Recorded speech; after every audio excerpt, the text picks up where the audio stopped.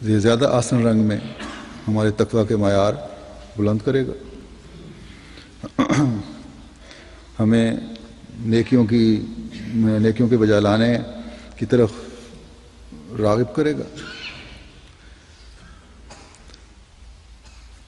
اور زندہ قوموں کی یہی نشانی ہوتی ہے کہ ان کے پرانے بھی اپنی قدروں کو مرنے نہیں دیتے اور خوب سے خوب تر کی تلاش کرتے ہیں، اپنے معیار بلند کرتے چلے جاتے ہیں، اور نئے آنے والے بھی ایک نئی روح کے ساتھ جماعت میں شامل ہوتے ہیں، اور جب وہ پرانوں کے اعلیٰ معیار دیکھتے ہیں تو مزید مسابقت کی روح پیدا ہوتی ہے، اور یوں نیکیوں کے معیار قومی سطح پر بڑھتے چلے جاتے ہیں۔ بس جب ہم یہ دعویٰ کرتے ہیں کہ ہم نے حضرت مسیح موعود علیہ السلام کو مان کر اپنی حالتوں کو بھی بدلنا ہے اور دنیا میں بھی ایک انقلاب پیدا کرنا ہے، تو اس کے لیے مستقل جائزے لینے ہوں گے، صرف اپنے جائزے نہیں لینے ہوں گے، اپنے بیوی بچوں کے بھی جائزے لینے ہوں گے۔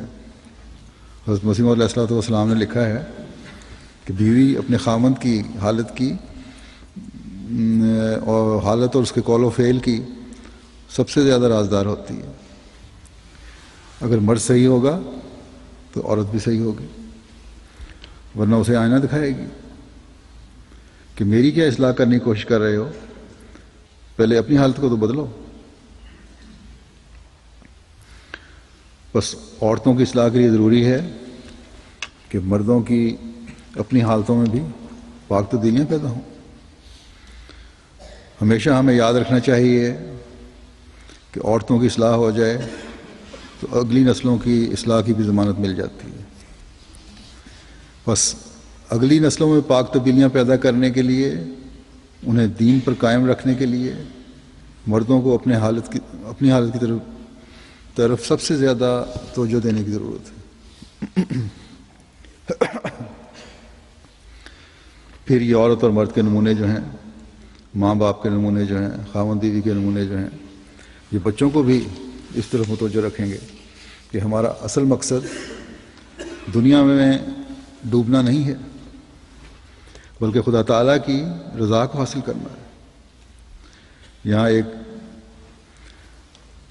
بات کی وضاحت بھی کر دوں، کسی کو خیال نہ آئے کہ نعوذ باللہ صحابہ حضرت مسیح موعود علیہ السلام میں بہت کمزوریاں تھیں، اس وجہ سے حضرت مسیح موعود علیہ السلام کو یہ کہنا پڑا، یا ان کی کچھ تعداد بھی تھی، جیسا کہ میں پہلے بھی کہا ہے، چند ایک ہی شاید ایسے ہوں جو حضرت مسیح موعود علیہ السلام کے معیار پر پورا نہ اترتے ہوں،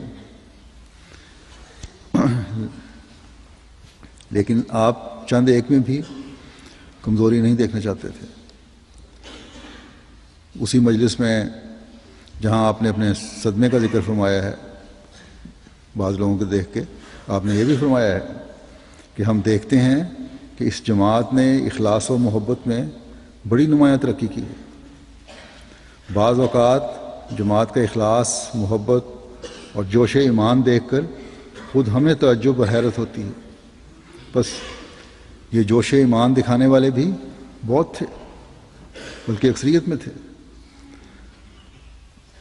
بلکہ ہمیں تو یہ کہنا چاہیے کہ سارے کے سارے تھے ہمارے مقابلے میں تو۔ لیکن نبی اپنی جماعت کے اعلیٰ معیار دیکھنا چاہتا ہے، اور ہم جس دور سے گزر رہے ہیں، یہ جو ہمارا دور ہے، ابھی بہت سی پیش گوئیاں اللہ تعالیٰ کی پوری ہونی ہیں۔ بس مسیح علیہ السلام کا ہی دور ہے یہ۔ آپ سے جو اللہ تعالیٰ نے وعدے فرمائے تھے بہت سے بھی پورے ہونے والے ہیں۔ بس اگر ہم چاہتے ہیں کہ ان وعدوں کو جلد از جلد اپنی زندگیوں میں پورا ہوتا دیکھیں، تو ہمیں اپنے صدق و ایمان اور تقویٰ کے معیار پر نظر رکھنی ہوگی۔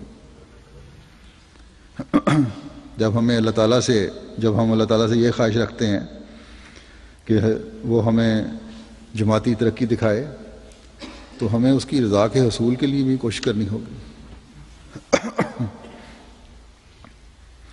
یہ بھی بتا دوں کہ اس زمانے میں بھی اللہ تعالیٰ کے فضل سے اخلاص و وفا میں بڑھے ہوئے بہت سے لوگ ہیں، اور اگلی نسلوں میں بھی بے روح پھونک رہے ہیں۔ میں نے ایک دفعہ پاکستان کے احمدیوں کے لیے اس فکر کا اظہار کیا تھا کہ لاہور کے واقعے کے بعد خدام یا شاید صف دوم کے انصار بھی جو جماعتی عمارتوں اور مساجد میں ڈیوٹی دیتے ہیں، ان میں سے بعض کے متعلق یہ اطلاع ہے کہ ایک لمبا عرصہ ڈیوٹی دینے کی وجہ سے ان کی طرف سے تھکاوٹ کا احساس ہوتا ہے یا عدم دلچسپی کا اظہار ہوتا ہے، اس لیے اس طرف توجہ کی ضرورت ہے یا نظام کو کچھ اور طریقے سے اس بارے میں سوچنے کی ضرورت ہے۔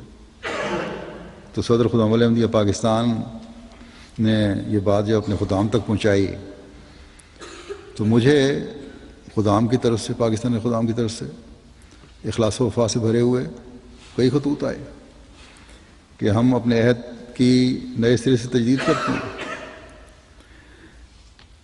نہ ہم پہلے تھکے تھے اور نہ انشاءاللہ آئندہ کبھی ایسی سوچ پیدا کریں گے کہ جماعتی ڈیوٹیاں ہمارے لیے کوئی بوجھ بن جائیں۔